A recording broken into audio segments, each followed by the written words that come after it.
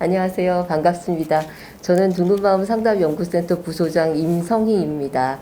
예, 일산교당에 다니고 있습니다. 예, 제가 오늘 첫 번째 순서로 말씀을 드리겠습니다.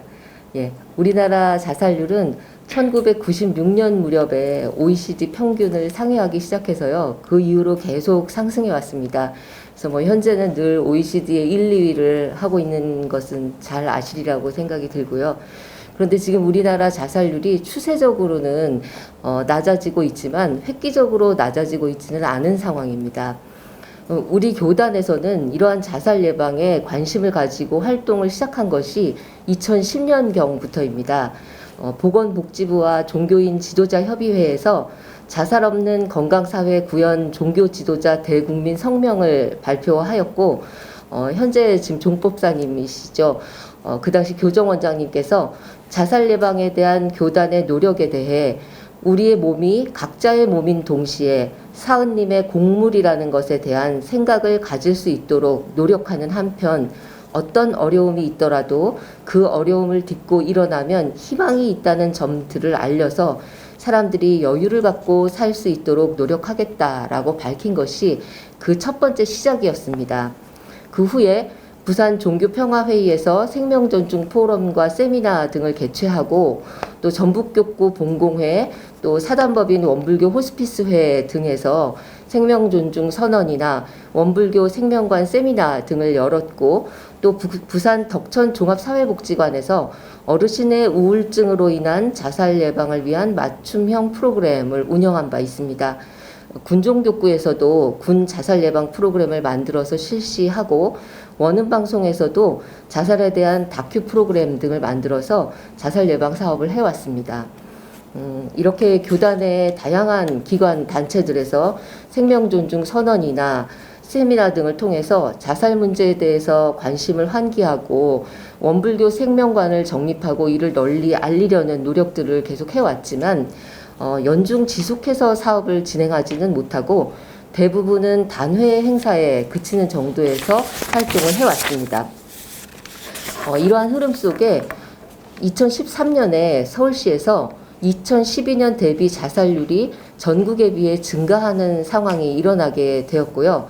이에 서울시 민선 6기 혁신공약으로 서울시와 4대 종단이 자살 예방 사업을 연계해서 주민 밀착형으로 지역사회에서 자살에 대해서 안전망을 형성해서 자살 사고를 감소하도록 하기 위해서 살자 사랑하자 프로젝트를 실시하자 이렇게 이제 합의가 되고요.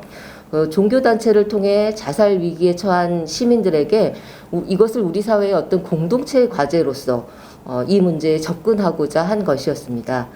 그래서 서울시 자살예방센터와 4대 종단이 함께 하기로 하여서 2015년에 살사 프로젝트가 시작되었고요. 원불교에서는 서울교구와 둥근마음 상담연구센터가 서울시하고 MOU를 맺어서 사업을 시작한 이래 현재까지 8년째 자살예방 프로젝트를 진행해 오고 있습니다. 살사 프로젝트를 통해 교단 내에서도 이제 지속적이고 심도 있는 자살예방 생명존중 활동을 실시하게 된 것입니다. 민관, 특히 종교단체가 생명을 지키는 일에 함께 나서게 되었다는 것, 자살위험군이나 유가족에 대한 상담과 특화 프로그램, 또 자살 영령을 위로하고 유가족을 보듬기 위한 천도의식, 자살 예방에 대한 인식 변화와 생명존중 문화를 확산시키기 위한 캠페인, 또 자살 예방 교육 이런 것들을 매년 중단 없이 연중 실시하고 있다는 것이 가장 큰 의미가 있는 것 같습니다. 또 2019년에는 보건복지부와 한국종교인평화회의가 주관한 6대 종단 종교계 자살예방 지침서가 출간되었는데요. 둥근마음 상담연구센터에서의 그간의 활동을 기반으로 해서 정조련 센터장이 집필위원으로 전 원불교 상담학회장인 이경렬 경남교구장이 감수위원으로 참여해서 자살예방 지침서 원불교 편을 출간한 바도 있습니다.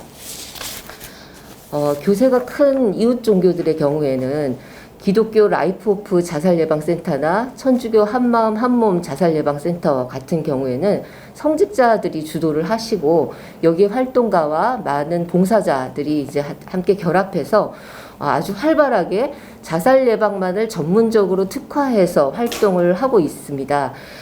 그런데 우리 원불교에서는 저희 이제 제가들로 구성된 둥근마음 상담연구센터에서 이 활동을 주로 하다 보니까 우리가 많은 일을 열심히 저희들이 하고 있음에도 교단 내에 잘 알려지지가 않아서 정말 도움이 필요한 분들이 원불교에서 이런 활동을 하고 있다는 것을 아예 모르셔가지고 접근 자체도 잘 되지 않는 그런 경우도 있고요. 또 적은 인원으로 사업을 실시하면서 힘에 부치기도 하고 어려움도 많았습니다.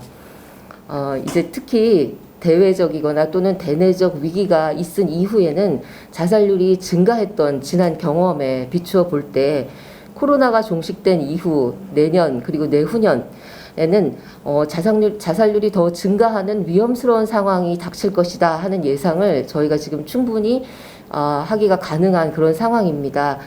이 부분에 대해서 사회 각계, 특히 종교계에서 불행한 일이 일어나지 않도록 미리 대비하고 준비하는 것이 매우 중요한 시점입니다. 이러한 때에 이렇게 지난 활동을 돌아보고 앞으로 코로나 이후에 자살 예방 생명 존중 활동이 어떻게 전개되어야 할 것인지 모색해보는 자리를 갖게 되어서 뜻깊게 생각합니다. 네, 감사합니다. 오늘 말씀해 주신 것 가운데 굉장히 중요한 사실을 말씀해 주셨는데 2010년경에 자살 없는 건강사회 구현 종교 지도자 대국민 성명을 발표할 때 당시는 이제 교정원장이셨던 현 정보사님께서 굉장히 중요한 말씀을 해주시고 사실 그로부터 우리 이제 특히 상담을 교단적으로 좀 관심을 갖고 시작을 한 것 같아요. 맞나요? 상담은 그보다 먼저 시작이 되긴 했죠. 예. 그리고 이제 그 자살 예방 생명 존중 이 활동은 결국 4.14 프로젝트 때문에 상시적으로 저희들이 이제 하게 된 것이고요. 예. 어쨌든 당시 교정원장님께서 이런 말씀을 하신 게 굉장히 중요해서 현재는 이제 종법자가 되셨으니까 이 내용을 잘 어필하셔가지고 교단 내 좀 관심을 좀 끌을 수 있으면 좋겠고요. 네. 그리고 아울러서 아까 이제 성직자 관련된 부분을 말씀해 주셨는데 저희도 이제 행사나 이런 거를 참여해 보면 대체적으로는 이제 그 센터장이나 대표를 하시는 분들이 성직자인 경우들이 대부분입니다. 물론 이제 함께 하시는 연구원들이나 상담사들은 많은 제가 신자들이 많이 있지만 거기에 대한 좀 아쉬움이 있을 것 같아요. 그래서 혹시 거기에 대해서 좀 말씀해 주신다면 한 말씀 해주시죠. 예. 저희들이 뭐 4대 종단이 함께 이제 활동을 뭐 포럼을 열거나 이런 것들도 많이 할 때 이제 그 사실 성직자분들이 가지시는 그 권위가 있습니다. 특히 생명 존중 활동에서 그것이 성직자분께서 한번 손잡고 기도해 주시고 이런 것들에 대한 효과가 상당히 그 마음의 울림을 전하고 하는데 힘이 있다고 생각이 들거든요. 근데 저희는 이제 제가들끼리 있다 보니까 그런 활동을 할 때 이제 원불교만 옷을 입지 않은 제가교도가 발표를 하거나 뭐 이렇게 이제 하게 되는 것들이 있고 또 하나는 저희가 이제 제가들끼리 모여서 활동을 하다 보니까 교단 내에도 그것이 어떤 중요성이나 활동상 같은 것들이 잘 알려지지 않아서 저희들 입장에서는 교단에서 좀 관심을 안 가져주신다.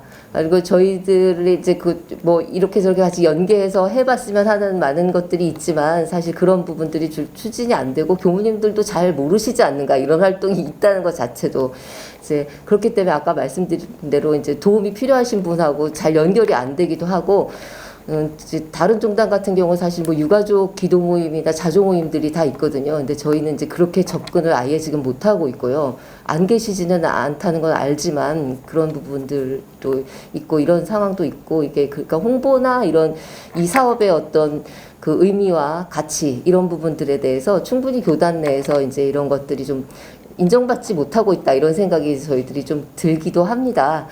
그래서 그런 것들이 좀 어려운 점이라고 제가 아까 말씀드렸다고 생각됩니다. 현재 그 지도교무님인가요? 이런 분이 없으신가요? 네. 네. 서울교구 내에도 없으시고요. 네. 담당. 네, 담당 교무님이 계시죠. 정화 교무. 예. 네, 알겠습니다. 어쨌든 이제 명목상의 교무가 아니라 뭔가 좀 적극적으로 좀 함께 할 수 있는 교무님이 있으면 좋겠습니다. 네. 그리고 저희 한우라 신문이나 교단의 언론들이 적극적으로 좀 우리 둥근마을 산업연구센터의 활동 사항들을 좀 적극적으로 함께 하면 좋겠어요. 네. 저도 이제 건의로 남겨드리겠습니다. 감사합니다. 네.